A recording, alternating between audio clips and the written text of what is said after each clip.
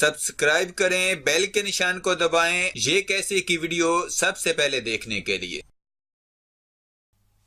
अस्सलाम वालेकुम फ्रेंड्स, मैं हूं शब्बीर। खुशामदीद कहता हूं आप सबको ये कैसे चैनल में।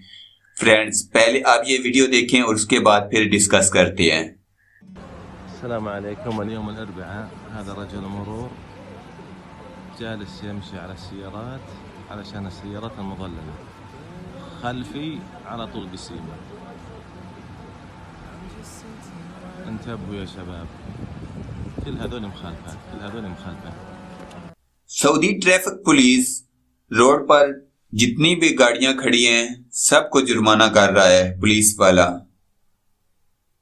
کبھی بھی آپ رش والی جگہ پر ہوں یعنی جہاں پر ٹریفک بہت زیادہ ہو تو پارکنگ میں اپنی گاڑی کھڑی کریں۔ پارکنگ کے علاوہ گاڑی کھڑی کر کے ادھر ادھر نہ جائیں ورنہ مخالفہ ہو جائے گا۔ اور جن گاڑیوں کے ڈرائیور اندر بیٹھے ہیں ان کو یہ مخالفہ نہیں کر رہا ہے، ظاہر ہو رہا ہے کہ وہ وہاں سے نکلے گا اور جگہ خالی ہو جائے گی۔ تو یہاں پر ویڈیو میں مسجد نظر آ رہی ہے تو ہو سکتا ہے لوگ نماز پڑھنے کے لیے آئے ہوں جہاں پر۔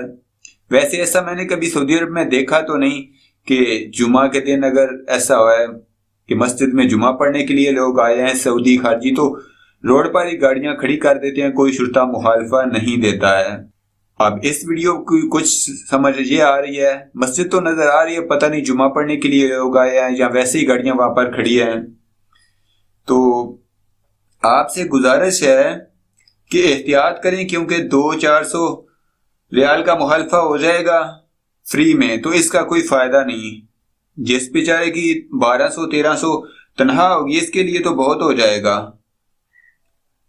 اگر آپ نے بکالہ پر جانا ہو تو ڈرائیور کے ساتھ والا بندہ جائے اور ڈرائیور گاڑی میں بیٹھا رہے، اور اگر پولیس والا آئے تو وہ دیکھے کہ آپ جانے والے ہیں یعنی ڈرائیور گاڑی میں ہے، اگر کوئی بات چیت کرے تو آپ فوراً گاڑی سٹارٹ کر کے وہاں سے ہٹانے کی شروع کر دیں، اس کو لگے کہ یہ تو جا رہا ہے۔